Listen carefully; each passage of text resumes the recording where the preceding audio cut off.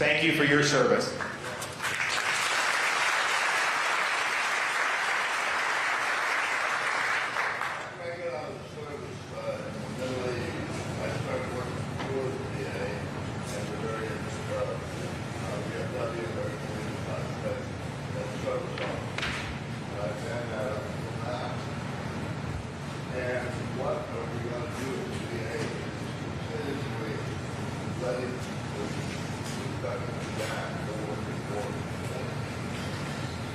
So the VA, in terms of how we're going to fix the VA, well, good. Well, thank you for your service. Well, a couple things.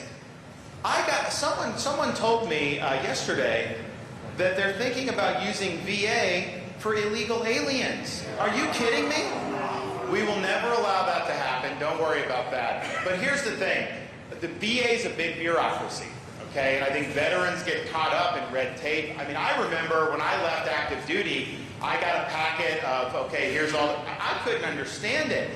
It's very difficult. I mean, and I think a lot of veterans just don't know where to go for help and services. So there's a couple things. One, we've had some people working in the VA who really let veterans down. I'm going to fire those people. We're not just going to let them shuffle them around to different parts of the VA. We're not going to do that.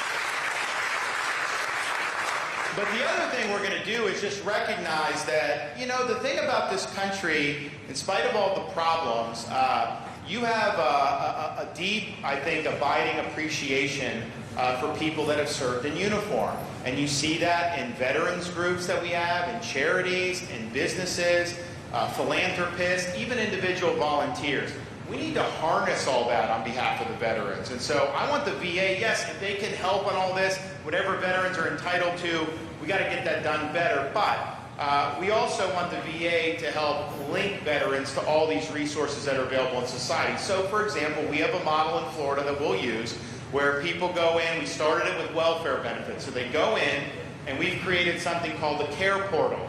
So it allows charities, churches, businesses, individual volunteers to plug into the portal.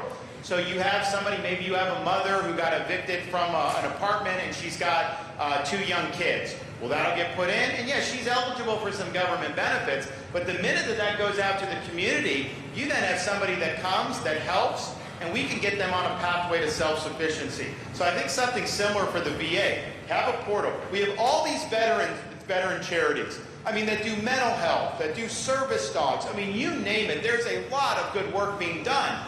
So let's have them plugged in. Let's have businesses plugged in. A lot of businesses will contribute. And it can be done locally, too, where, if you're in Central Florida, then those businesses will take priority. You can have religious groups and individual volunteers. I mean, maybe you have a veteran that has post-traumatic stress. They come in.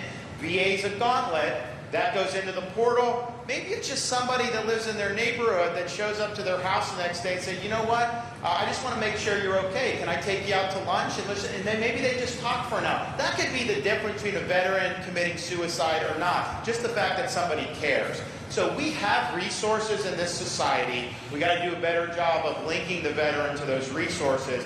We're going to make sure that that's the type of framework we have in the VA so that veterans are taken care of. And as the only veteran running for president, as the first person elected president since 1988, I would be, who served in a foreign war, veterans issues are going to be a top priority for me. I understand it's important. I understand particularly in my generation, post 9/11, we've got a lot of stuff that we still have to deal with the vet suicide, the post-traumatic stress. All this is very important. So it'll have my time and attention, and we're going to approach this, I think, in a way that's going to be much more effective. Before I leave, I know we're less than a month away from the New Hampshire primary. We're going to have the Iowa caucus the week before, and you're going to see great things out of Iowa for us there. Then we're going to storm into New Hampshire, and this will be the first in the nation primary, and I'm asking for your vote on that. I'll be the candidate, and I'll be the president that will work for you. I don't care what the donors say. I'm not concerned about any of my personal issues. I'm not running to exact any type of revenge about me. I'm running because I want to help you, I want to help your family, and I want to turn this country around and stop the decline that we're seeing. So you'll get a president who will be energetic, you'll get a president who will actually get these things done, and you'll get a president that will keep his word. When he promises you he's done something, I will be the one to deliver. Thank you all. God bless.